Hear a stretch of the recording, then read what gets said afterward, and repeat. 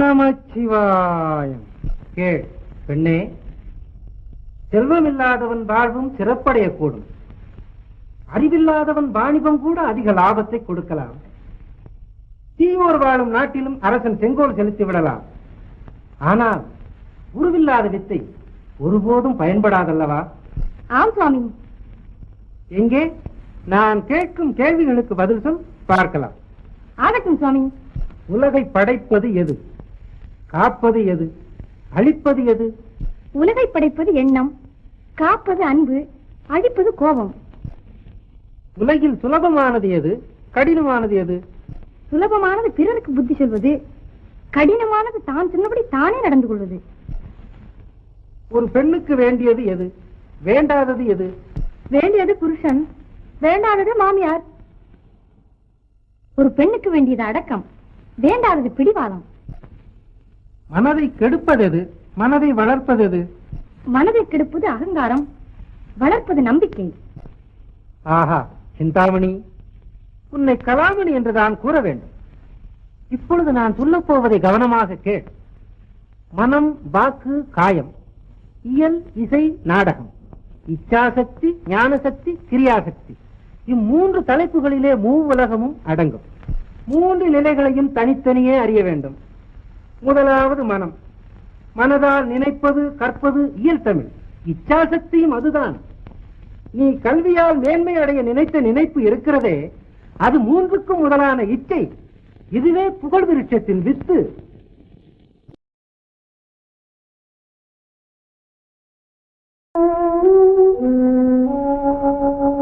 குழந்தாய்,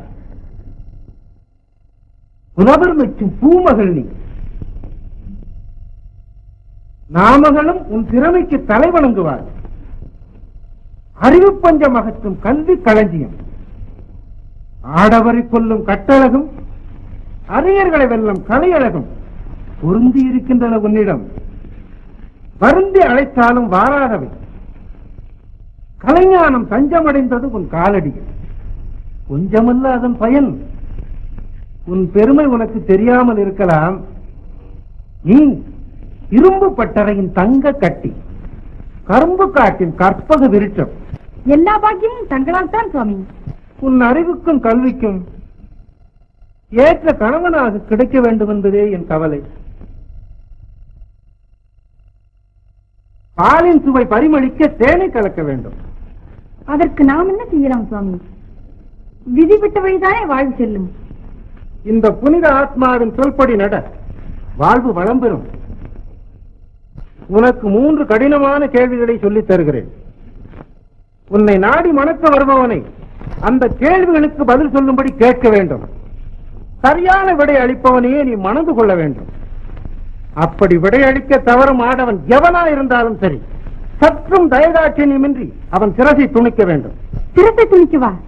ஆம், உன் கல்வி திறமையை உலகம் அறிந்து பாராட்ட வேண்டும். பண்டிதர்களும் கலைஞர்களும் ராஜகுமாரர்களும் உன் பெயரை கேட்ட மாத்திரத்திலேயே நடுங்க வேண்டும், ஒடுங்க வேண்டும் அவர்கள் உள்ளம். அதை கண்டு இந்த ஆத்மா மகிழ வேண்டும். நிறைவேறுமா? கற்ற கல்வியால் பெருமையும் புகழும் அடைவதை விரும்பாதவர்கள் யார் சுவாமி? ஒட்டக்கூத்தன் பாட்டுக்கு 70 தலைகள் கேட்டான், கிடைத்தது 1000 தலைகள். அவன் படைத்தது வையப் பெரும்புகள்.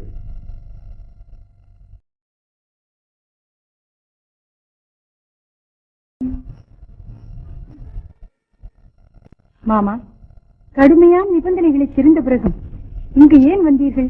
ஏன் வந்தேனா? கல்யாணம் செய்து கொள்ளத்தான். விளக்கை பிடித்துக் கொண்டு கிணற்றில் விழுவது விவேகமா? என் கேள்விகளுக்கு விடை சொல்ல துணிந்து வீணில் உமது ஆவியை இழக்க வேண்டாம். கேவலம். பெண்ணின் புத்தி கேட்டு பிழைக்க வரவில்லை நான். வழக்கு வேண்டாம். முழக்கு உன் கேள்விகளை. முடிவு கட்டுகிறேன் உன் மாமலைக்கு. அப்படியானால் சரி, கேள்விகளுக்கு சரியான விடை 2.5 நாழிகைக்கு சொல்ல வேண்டும். இல்லாவிடில் உமது தலை தரையில் உருளும் என்பதை அறிவீர். தாமதமே, அள்ளு வீசு உன் கேள்விகளை. அப்போது தெரியும் இந்த புரந்தரின் அறிவும் ஆண்மையும். அக்காள் மகள் என்று எக்காலமிட்டு பெண்வெறி கொண்டு கண்கலங்கில் இருக்கும் காவலனே, இதோ முதற் கேள்வி. சகோதர வாழ்க்கையின் ஜீவகாரணியும் பூண்டு சன்னியாசியின் மந்திரக்கோலை அபகரித்து மிகபுறம் புகழ மண்ணுலகை ஆளும் மன்னவன் இருக்கின்றானா? இறந்து விட்டானா? அவன் யார்? சொல்லறிவை துணை கொண்டு நல்லுயிரை இழக்க வந்த புரந்தர பூபதியே, இதோ இரண்டாவது கேள்வி. மண்ணுலகின் பெண்ணாக பிறந்து ஆண் வேடம் பூண்டு அமைத்த தொழில் புரிந்து பஞ்ச வஞ்சியர்களை மனம் செய்து கொள்வதாக கவர்ந்து வரும்போது அப்பெண்களை சிறை கொண்ட சன்னியாசியை அடித்து துரத்தி அறிவை இருக்கின்றாளா, திறந்து விட்டாளா? அவள் யார்? சொல்லியும் கேளாமல் வல்லமை பேசி வாது புரிந்து ஏமன் வரவை எதிர்பார்த்து நிற்கும் இளவரசே, இதோ மூன்றாவது கேள்வி. சன்னியாசிக்கு உதவிய சுதாவும் ஆகாத மதியும் உயிருடன் இருக்கின்றார்களா, இறந்து விட்டார்களா? அல்லது சுதாமதி என்ன கதி?